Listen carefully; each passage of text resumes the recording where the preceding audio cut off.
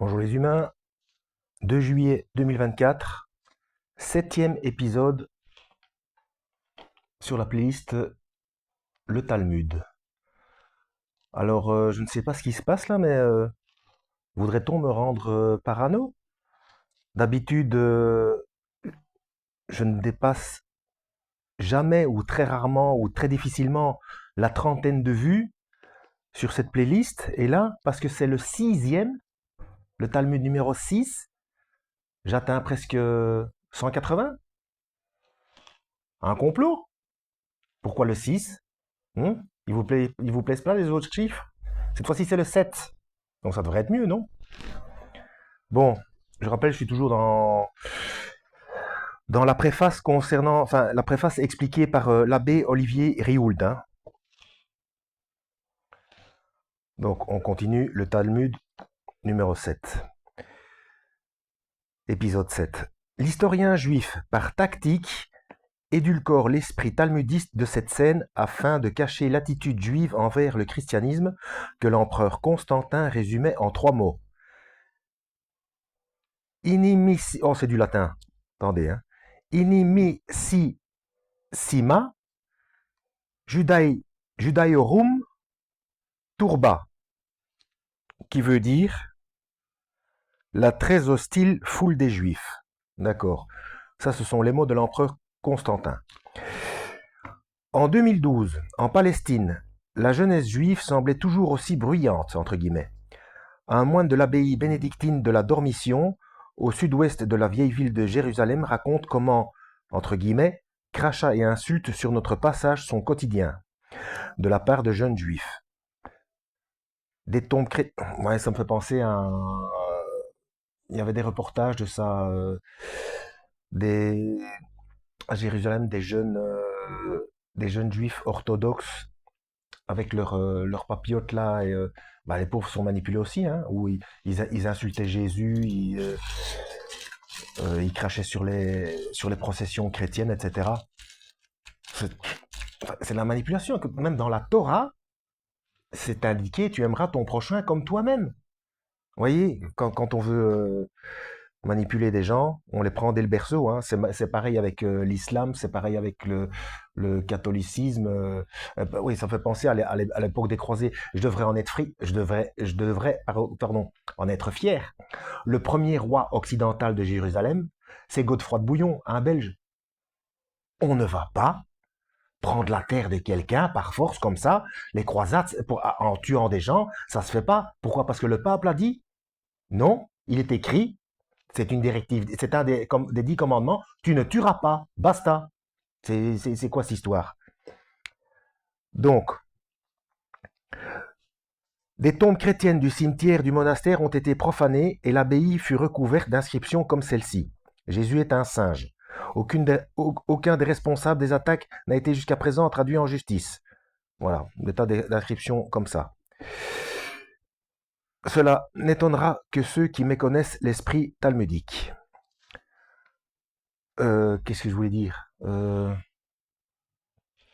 Oui, que ce soit les croisades ou les choses immondes qui se passent maintenant entre Israël et Palestine, des deux côtés, peu importe, enfin bref, les exactions, et puis les islamistes aussi, le terrorisme islamiste, le Daesh et consorts, c'est toujours au nom d'une religion. Ils disent c'est au nom de Dieu, mais c'est au nom d'une religion. Les religions, j'ai fait une playlist là-dessus, pour ceux qui ne connaissent pas, les religions n'obéissent pas à Dieu. Tout ça, c'est de la foutaise. Tout ça, c'est vouer un culte à Lucifer. C'est-à-dire, oui, c'est au nom de Dieu, mais le Dieu de ce monde. Et ils ne s'en rendent pas compte. Ils obéissent à Lucifer sans s'en rendre compte. Alors, le dialogue avec Tryphon nous révèle les artifices employés par le rabbinisme qui pulluleront par la suite dans le Talmud. Recherches minutieuses, calculs kabbalistiques, dans lesquels les rabbins se sont égarés à perte de vue. Ah ouais, peut-être qu'ils utilisent comme excuse, oui, mais Salomon, il utilisait les démons, etc. Même il a chuté. Il a chuté en faisant ça. Il a désobéi aux directives de Deutéronome 18. Voilà. Même s'il s'est, il s'est repenti par la suite. Mais bon, Dieu récupère qui il veut, hein. Dieu récupère qui il veut. Je sais pas si je l'ai déjà dit dans une précédente vidéo. Moïse, c'était un assassin. Le roi David, il a fait tuer ou tuer lui-même des milliers de personnes avec ses guerres, etc. Salomon, avec l'utilisation des démons, donc la sorcellerie, la cabale, tout ça. Shaoul, donc Paul, Saint Paul, euh, celui-là, il persécutait les chrétiens, il travaillait pour... D'ailleurs, c'était un Romain, c'était un citoyen romain, il persécutait les chrétiens. Il y a des tas de chrétiens qui ont été euh, envoyés se faire manger par les lions du cirque, etc.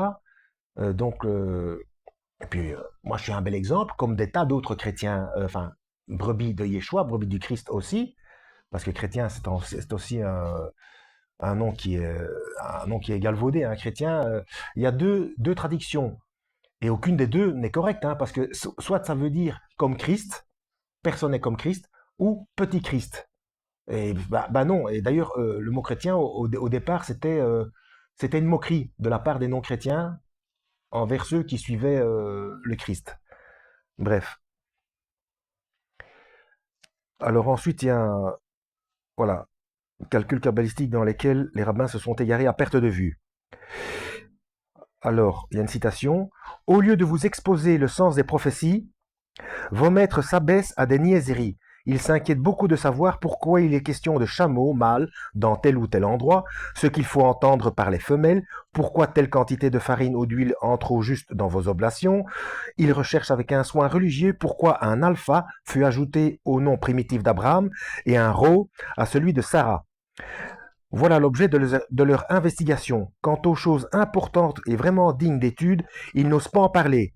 Ils n'entreprennent pas de les expliquer. Ils vous défendent de nous écouter quand nous les interprétons. Ils méritent en toute vérité ce que Jésus disait d'eux, sépulcre blanchi qui à l'intérieur paraissait beau et qui au-dedans est plein d'ossements de mort. Vous payez la dîme de la menthe, mais vous avalez un chameau. Ça, c'est une situation du Christ, hein. Si vous ne méprisez l'enseignement de ces hommes qui veulent être appelés rabbis, vous ne retirez aucun fruit des oracles prophétiques. Ainsi, dans l'opinion de saint Justin, le rabbinisme a perverti la religion mosaïque en la surchargeant d'une foule de pratiques extérieures et de prétendues traditions que la loi écrite n'autorisait pas. Rien n'est plus vrai. Pour s'en convaincre, il suffit de comparer le Talmud à l'Ancien Testament et le judaïsme moderne à la loi de Moïse.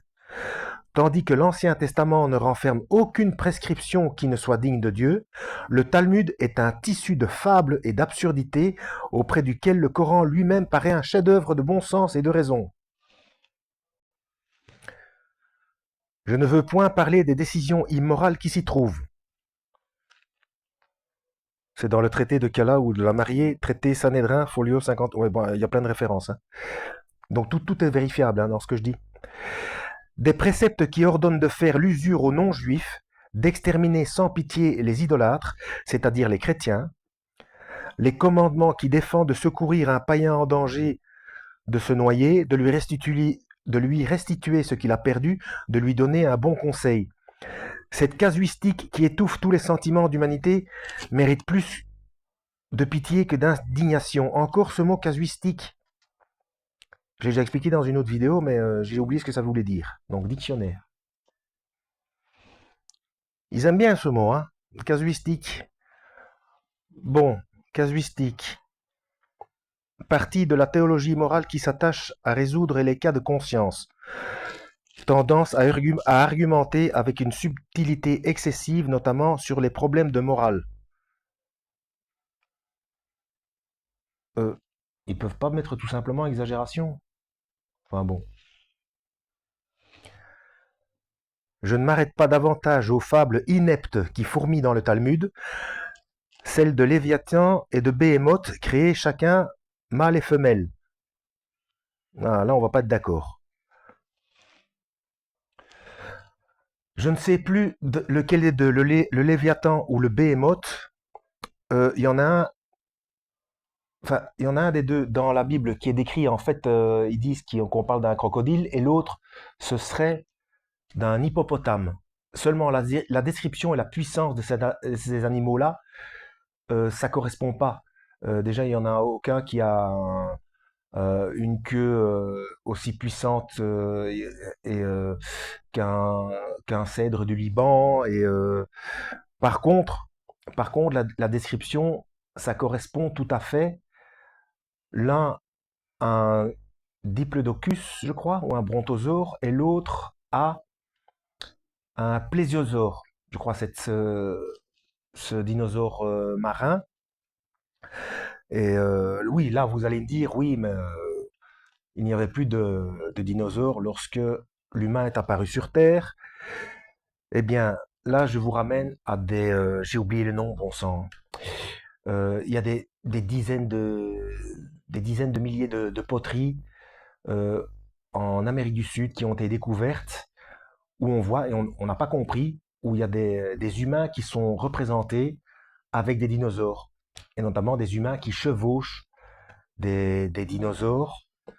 Et alors, il y avait euh, il y avait un débat à ce sujet qui disait non, mais on a trouvé, c'est un, un agriculteur sud-américain qui a avoué que c'est lui qui avait sculpté ça.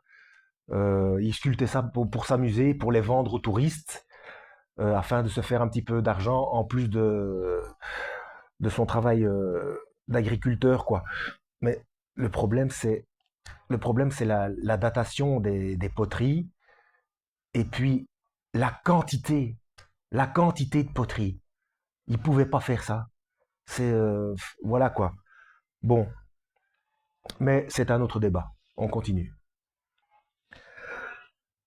Celle de la rivière Sambation, qui s'arrête et se repose le jour du sabbat, celle des 600 000 anges qui donnèrent 2 couronnes à chaque Israélite au pied du mont Sinaï, celle d'Israël reculant de 12 000 à chaque commandement qu'il recevait de Dieu, celle des rabbins de tous les âges futurs assistant par miracle à la promulgation de la loi sur le Sinaï, celle de la Mishnah et de la Guémara donnée à Moïse sur la montagne en même temps que la loi des 2 tables. Alors Mishnah et Guémara. Alors Mishnah, loi orale codifiée par Judas le Prince au début du IIIe siècle. Un énoncé de la Mishnah varie entre 3 et 50 lignes. Donc au début du IIIe siècle. Hein. Et la Guémara, c'est commentaire de la Mishnah. Un énoncé de la Guémara va de 20 lignes à parfois 100 pages. Donc si ça a été élaboré au IIIe siècle par Judas le Prince, ça ne peut pas avoir été donné à Moïse sur la montagne en même temps que la loi des 2 tables. Hein. On est d'accord. Hein. Donc oui, donc ça, ce qu'ils énumèrent ici, ce sont les imaginations, les légendes talmudiques. Hein. Donc, toutes ces folles imaginations ne valent pas la peine qu'on les prenne au sérieux. Mais messieurs, ce que je vous prie de bien remarquer, c'est que le système religieux sorti du Talmud ou du talmudisme diffère essentiellement diffère essentiellement de la religion mosaïque. Alors, je rappelle que même au niveau de la loi mosaïque, donc la Torah, avec le Lévitique, etc., j'en reviens toujours à la même chose. Amos, il y a explication de ce qui paraît contradictoire. C'est pour ça que Yeshua, le Christ, a eu des problèmes avec les pharisiens et les sadducéens euh, de son époque, lorsqu'il était en chair ici. Euh, c'est Amos 5, versets 25 et 26, et Acte 7, versets 41 à 43. Donc il y a eu des soucis pendant 40 ans au niveau de l'élaboration de la loi mosaïque. Bon. Pour justifier leurs inventions, les rabbins voudraient nous faire croire que Moïse a reçu de Dieu, à côté de la loi écrite, une loi orale qui n'est autre que l'ensemble des préceptes talmudiques. Il n'y a pas trace dans l'écriture sainte d'un pareil fait. Ni Moïse ni les prophètes n'ont mentionné par une syllabe cette deuxième loi qui est devenue la substance du judaïsme moderne. Voilà. Oula, ça fait déjà un quart d'heure. Donc, suite au prochain épisode, ben, j'espère qu'il y aura plus de vues que 180 pour le numéro 6, puisque c'est le numéro 7. Voilà. Que Dieu vous guide.